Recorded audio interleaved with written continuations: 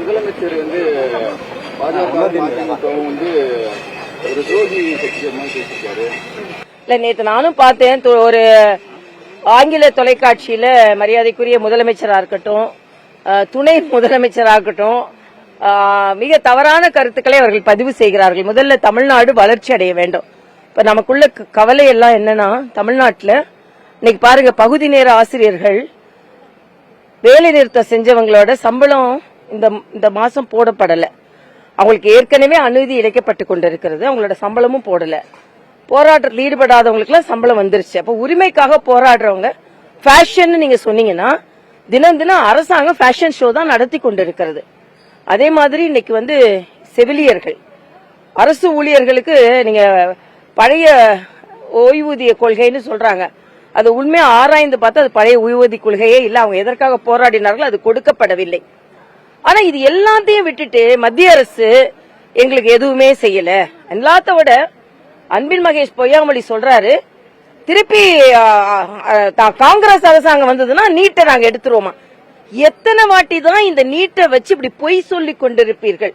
முதல்ல இந்த அரசாங்கம் தண்டிக்கப்பட வேண்டிய அரசாங்கம். என்னென்றால் முதல் கையெழுத்து நீட்டுக்கு நாங்க எடுப்போம்னு சொன்னாங்க, செய்யல. அதுக்கப்புறம் திருப்பி காங்கிரஸ் அரசாங்கம் வரப்போவதில்லை. ஆனா மறுபடியும் இந்த நீட்டை வைத்து மாணவர்களின் தன்னம்பிக்கை குலைக்கிறார்கள். அதே மாதிரிதான் இன்னைக்கு தமிழுக்காக நாங்கள் எல்லாம் மரியாதைக்குரிய பாரத பிரதமர் கங்கை கொண்ட சோழபுரத்துக்கு வராரு.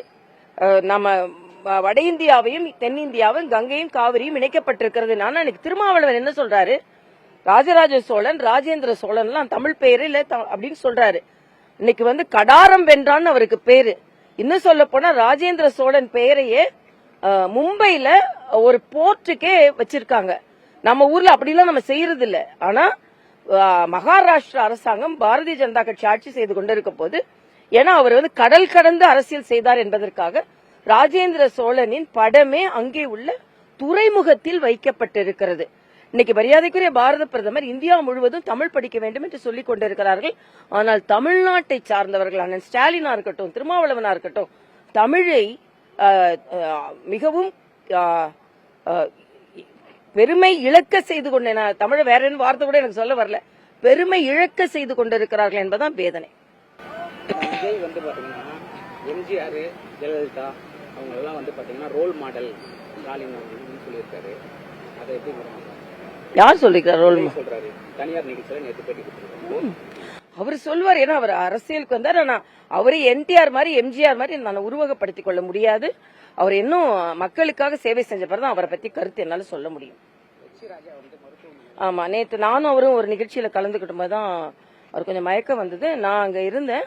அப்புறம் ஹாஸ்பிட்டல்ல போய் சேர்த்தோம். அதுக்கப்புறம் அப்போலோவில் இருக்காரு, நலமா இருக்கிறாரு. இன்னும் பூரண நலம் அடைந்து வர வேண்டும் என்று நான் இறைவனை பிரார்த்திக்கிறேன். நல்லவேளை எங்களால அங்க இருந்ததுனால முதலுதவி செய்ய முடிந்தது. இறைவன் அவரை பூரண நலத்தோடு திரும்ப நமக்கு ஒரு ஆரோக்கியத்தோடு மக்கள் பணியாற்ற அவர் திரும்பி வர வேண்டும் என்று நான் இறைவனை மனதார பிரார்த்திக்கிறேன். பட்ஜெட் தாக்கல் செஞ்ச பிறகுதான் தெரியும். நிச்சயமா பாரத தேசம் முழுவதுக்கும் பலன் தரும், தமிழ்நாட்டுக்கு பலன் தரும். ஆனா ஒன்றை நம்ம எல்லாம் மிக பெருமையாக கருத வேண்டும்.